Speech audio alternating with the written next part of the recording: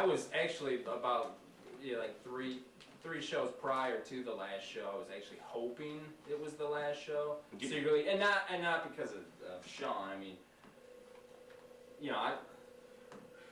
basically Sean's kind of like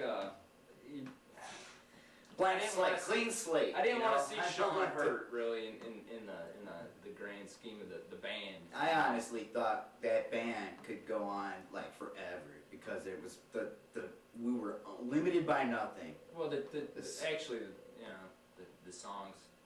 Basically, they didn't have the sack to break up the band, and I had to stop playing in the band because I couldn't take being in the band. I wonder why that is. Did you see it coming? Did you? Yeah, I totally pointed out. I said we're going to do 10 gigs. I didn't tell them because then they would have been,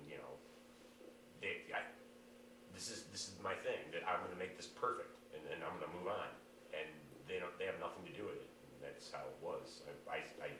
I knew 2 gigs before we put up. This is going to be over with. That's why I did the things the way I wanted to do them. We stopped. This is supposed to be. It's fine. Sean. This is supposed to be like a great reunion. You guys. You don't need. Why don't you check the egos for one time, okay?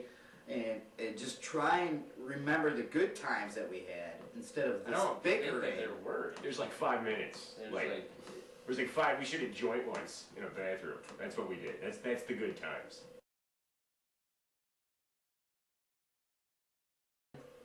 Who were the chief songwriters? I was the chief songwriter. We all had a say. Yeah, he was the chief It was a songwriter. real democratic thing. That was great about the band. Yeah, well, yeah. I mean, everybody helped, but I mean, if you're asking who the chief songwriter was, it was me. It was very democratic. And we added a lot too. Yeah, we added. Sometimes I'd throw in a word or two, like an ad lib, like or a democracy. scream.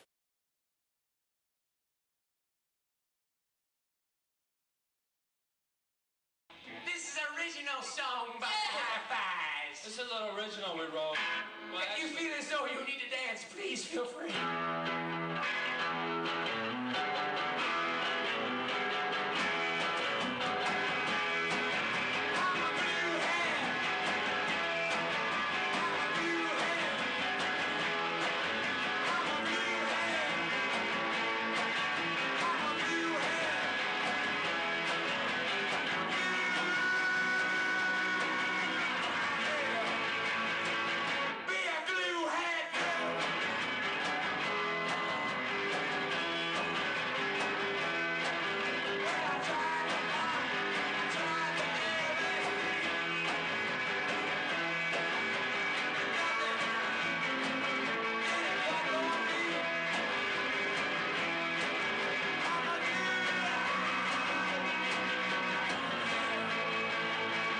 Were there any other groups that you say you competed with? There was nobody in our. It wasn't really so many other groups as we were competing. Like circles, like Keith. It was a real communal thing back then. It was the '90s. It was a great time. We basically competed with the idea of our band. Okay, there's an idea that I had, okay, and basically it was my job to like kind of rein everybody in. And the idea of the band was basically to be as pure and as soulful as we possibly could, okay? And that was my job to rein everybody else in the band and try to achieve that idea in my mind. Why don't you tell them I did that in practice? I basically told you guys the parts you play, and then I basically told you the songs to sing, and then you did it. That's how it went. It was. I thought I time. was a quick learner.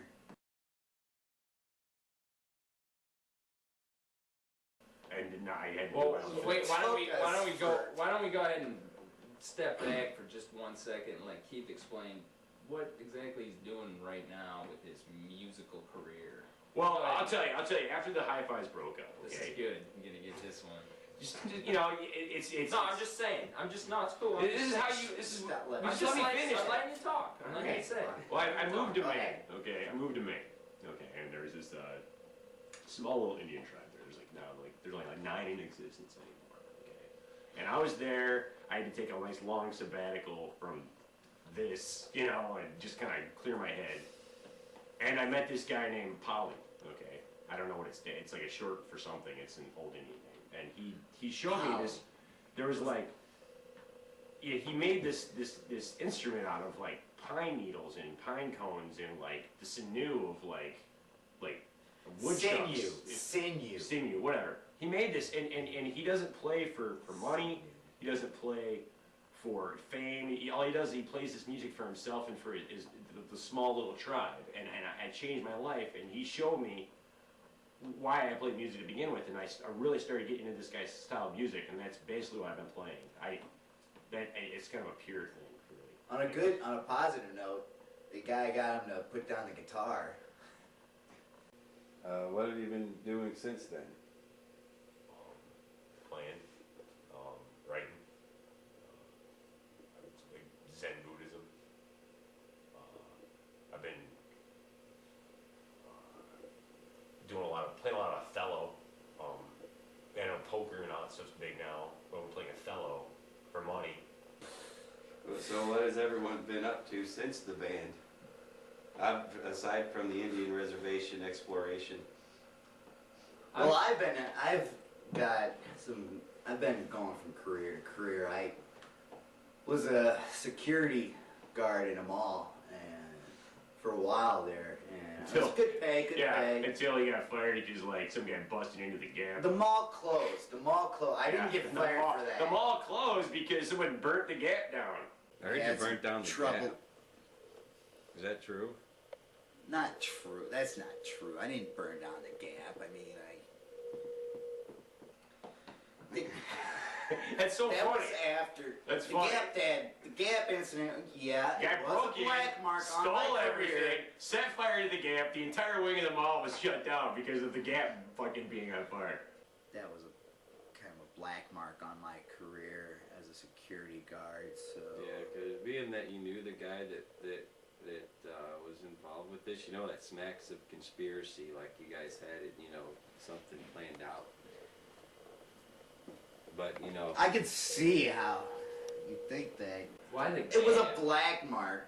You like a Gap? Well, I wasn't just with the Gap. I mean, I was with you had like A lot of revisionist they had, history like, right now. like a Pier 1 in there and everything like that. Well, good thing you didn't set fire to Pier 1. That shit's like mostly wood, Look, did you find that nearly as rewarding as your career in the high fives? yeah, I did. I mean, it was a great time to be alive. I mean, I missed the high fives, but And you could say his life after the hi-fis exploded, if you want to really get down to it. that's funny.